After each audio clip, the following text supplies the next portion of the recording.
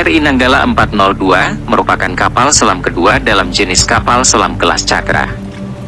KRI Nanggala berada di bawah kendali Satuan Kapal Selam Komando Armada RI Kawasan Timur. Kapal ini merupakan kapal kedua yang menyandang nama Nanggala dalam jajaran TNI Angkatan Laut dan termasuk dalam armada pemukul TNI Angkatan Laut. Nama Nanggala diadopsi dari nama senjata tombak kuat dengan kemampuan yang super sakti milik Prabu Baladewa dalam cerita pewayangan Jawa.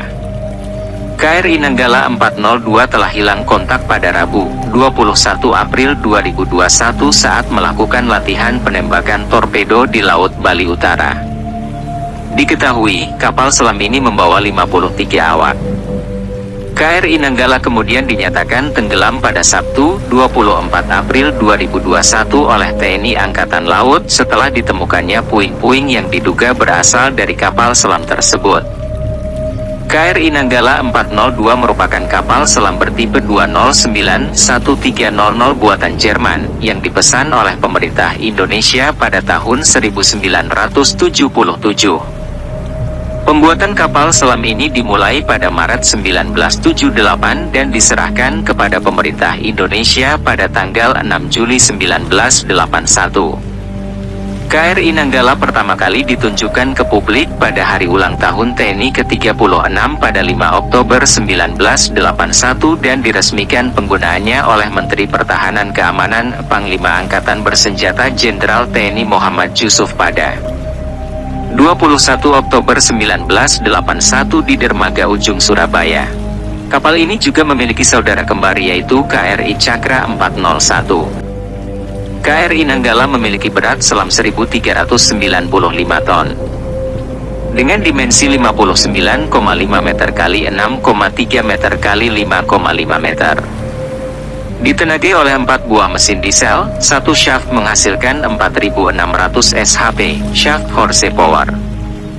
Sanggup mendorong kapal hingga kecepatan 21,5 knot. Diawaki oleh 34 pelaut. KRI Nanggala mempunyai sonar dari jenis CSU-32 Sweet. Senjata terdiri dari 14 buah torpedo 21 inci 533 mm dalam 8 tabung. Pada 21 April 2021, Panglima TNI Marskal Hadi Cahyanto mengumumkan bahwa KRI Nanggala telah gagal melaporkan statusnya setelah melakukan latihan penembakan torpedo di Laut Bali, sekitar 95 km, 51 mil laut, di utara Pulau Bali. TNI Angkatan Laut menyatakan bahwa KRI Nanggala meminta persetujuan pada pukul 3 WIB untuk menyelam dan menembakkan torpedo SUT. Pada pukul 4 WIB, KRI Nanggala memasuki tahap penggenangan tabung torpedo. Komunikasi terakhir dilakukan pukul 4.25 WIB ketika Komandan Gugus Tugas Latihan memberikan otoritas kepada Nanggala untuk menembakkan torpedo nomor 8. Cahyanto mengatakan bahwa mereka hilang kontak dengan kapal selam tersebut pada pukul 4.30 waktu Indonesia Barat. TNI Angkatan Laut kemudian mengirimkan distress call ke International Submarine Escape and Rescue Liaison Office sekitar pukul 9.37 WITA, untuk melaporkan kapal yang hilang dan terdapat kemungkinan tenggelam. TNI Angkatan Laut juga menjelaskan kemungkinan KRI Nanggala 402 mengalami mati listrik sebelum tenggelam. Saat dilaporkan hilang, KRI Nanggala membawa 53 orang yang terdiri dari 49 awak, 1 komandan, dan 3 spesialis senjata. Kolonel Heri Setiawan merupakan awak yang memiliki pangkat tertinggi. Kapal ini juga diawaki oleh Letkol Heri Octavian sebagai komandan kapal selam. Pada 22 April, Laksamana Pertama Julius Wijojono mengatakan bahwa cadangan oksigen di Nanggala masih cukup bagi 53 orang hingga Sabtu, 24 April pukul 3 WITA. Pada 24 April 2021, dilakukan konferensi pers di Bali. Panglima TNI Marskal Hadi Cahyanto menyebut kapal selam yang membawa 53 manifest prajurit TNI Angkatan Laut itu tenggelam berdasarkan bukti autentik penemuan tumpahan minyak dan serpihan. Unsur-unsur TNI Angkatan Laut telah menemukan tumpahan minyak dan serpihan yang menjadi bukti autentik menuju fase tenggelamnya KRI Nanggala 402. Panglima TNI pula menuturkan, selama 4 hari ini pihaknya dibantu seluruh instansi terkait dan armada militer negara sahabat, telah berupaya mencari KRI Nanggala 402. Dan dini hari tadi, lanjut Hadi, adalah batas akhir dari ketersediaan oksigen di kapal selam Nanggala tersebut.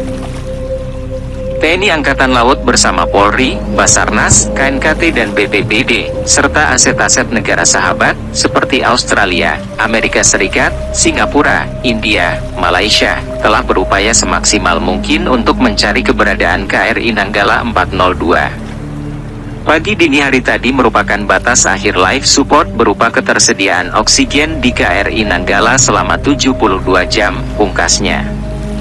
Pada 25 April, TNI AL menyatakan bahwa 53 orang yang berada di KRI Nanggala gugur.